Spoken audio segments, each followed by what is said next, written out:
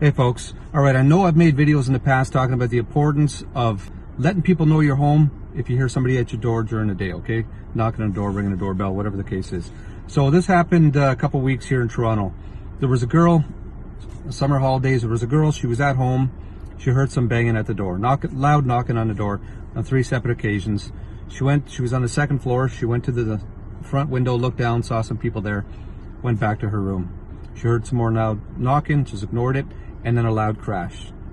The people kicked in the door, and as fast as they kicked in that door, they ran upstairs towards the master bedroom, and she screamed because she heard the running. She screamed. That's usually what happens. I did a video about this in the past too. Usually, if it's an enter like that, they'll run upstairs. They'll go usually to the master bedroom. They'll grab the jewelry, cash, because jewelry is usually kept in the master bedroom, and they dump the drawers out, whatever, and they take off. She screamed.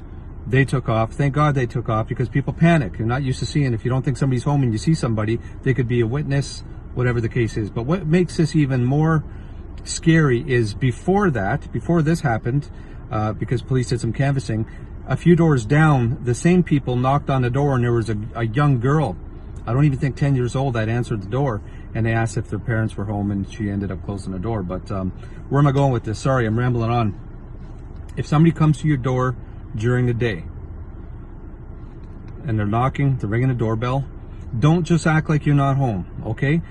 I have to do this myself. I've told my mom, I've told my family, I told my friends, we can't get this message out enough.